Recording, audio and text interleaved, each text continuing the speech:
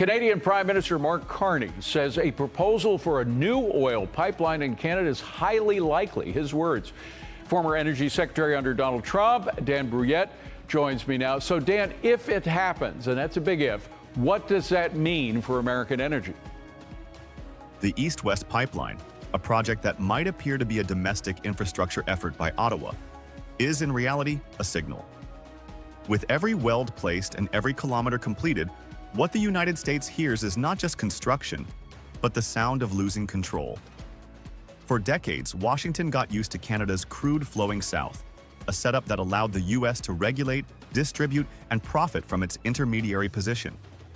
But the East-West Pipeline threatens to erase that role with a single route, from Alberta to British Columbia, straight out to the Pacific. And once the eastern segment connects to Quebec and the Atlantic, Canadian oil could bypass the U.S. entirely. Refineries in Texas, shipping ports in Louisiana, export hubs in Illinois, all risk becoming obsolete. In Washington, optimists once believed Canada wouldn't dare detach itself from the U.S. market. But Ottawa isn't just daring. They are actively designing a future where the United States no longer figures into the energy equation. And it couldn't come at a worse time. With Trump-era tariffs on steel, auto parts, and energy imports, Canada has stopped responding with statements and started responding with pipelines. As the flow begins to shift, countries across Asia, Japan, South Korea, even China, are quietly drafting new MOUs with Canada. They no longer need an American middleman. What they need is stability, a partner who doesn't change strategy with every election cycle. Ottawa is proving it can be that partner. American refineries are already feeling the heat. Several facilities in the Midwest report production drops of up to 14% due to inconsistent feedstock. Input costs are rising, but more than that, what's rising is uncertainty. When contracts are no longer long-term, when supply routes can reverse at any moment, the real damage isn't just to profits, it's to strategic planning. It doesn't end with oil. States like Texas and Louisiana are reevaluating expansion plans for petrochemical zones. Without preferred access to Canadian crude, investment becomes a gamble. Meanwhile, in Brussels and Seoul, new negotiations are underway. Notably absent, the United States. Present, Canada, offering 10-year energy supply guarantees and preferential deals under new free trade frameworks. And while Congress debates tariffs and domestic job quotas, the rest of the world is redrawing energy routes. The U.S. once played the gatekeeper of North American refining. But when Canada finds its own door to the ocean, that gatekeeping power vanishes. No announcement, no sanctions, just a silent transition. One shipment, one contract, one rerouted barrel at a time. Behind the scenes, geopolitical ripple effects are mounting. Analysts in Washington warn that Canada could leverage this new independence to deepen its energy alliances with the EU or Indo-Pacific region. If Canada secures long-term deals with South Korea or Germany, backed by East-West capacity, the U.S. risks being left out of the next generation of energy partnerships. No longer a hub, no longer essential, just another bidder in a competitive, oversupplied market. Even more concerning is the long-term erosion of influence. When energy is no longer tied to American infrastructure, neither are the geopolitical favors that come with it. The East-West Pipeline could mean less U.S. leverage in diplomatic deals, and fewer incentives for allies to align with Washington when global tensions rise. The East-West Pipeline isn't just infrastructure, it's a symbol of a partner quietly slipping out of reach. While the U.S. closes doors, Canada is laying tracks, quite literally, toward a more independent energy future. Washington may respond with retaliation, pressure, or rhetoric. But the question is, when the world already has an alternative route, who's really going to come back? And if the middleman role is gone, if reliability is broken, if tariffs are driving partners away instead of bringing them closer, then the U.S. is no longer the hub. It's just a stop, forgotten, bypassed, on a route it once controlled. We denounce these illegal tariffs, and we think that they're a direct attack against our workers and now on in the copper industry, and so we'll fight against them. At first, Canada waited, but now it has broken its silence. Industry Minister Melanie Joly publicly denounced the measure, calling it illegal under international trade rules and a direct attack on Canadian workers. Behind the scenes, Joly has been meeting with executives from major mining firms like Glencore and Teck Resources, as well as union leaders. Canada is no longer in observation mode. It is preparing to respond. And this moment is about more than copper. It's about whether rules still matter in the world's most important trading relationship. So Glencore and those are Canadian companies that both mine copper.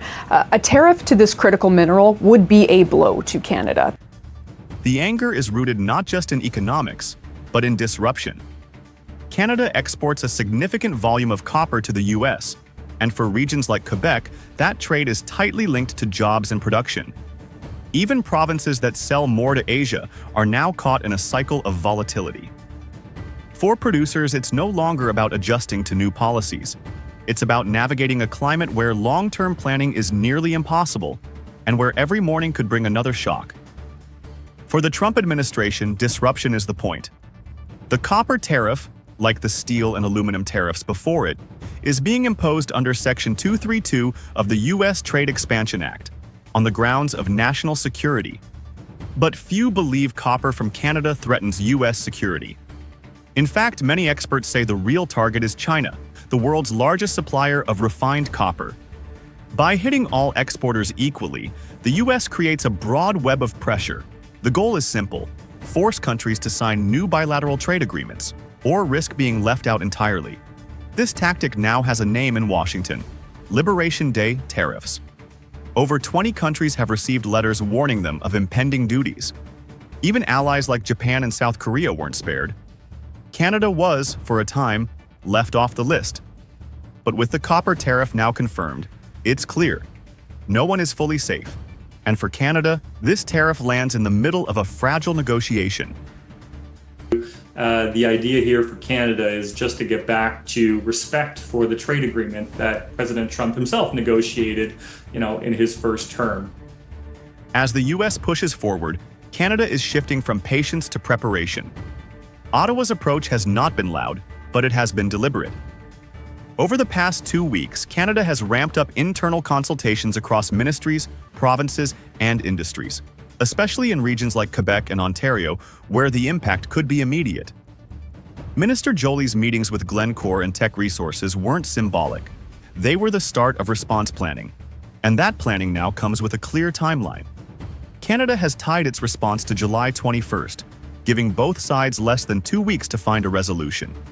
If no agreement is reached by then, retaliation is firmly on the table. Steel tariffs are among the options, ones Canada has used before and is prepared to use again. Behind the scenes, the message is clear: if diplomacy stalls, countermeasures won't. This is not just a story about copper. It's a story about trust and how easily it can be broken. Trump may see tariffs as tools of leverage, but allies see them as weapons used without warning. And that shift, from partner to target, could have long-term consequences. Canada isn't folding, but it also isn't escalating yet. What happens in the next 10 days could decide whether North America remains a free trade zone or falls deeper into a spiral of tit-for-tat protectionism. And in this moment, the question isn't just whether Canada will fight back, it's whether the rules that built the global trade system can survive another round of shock.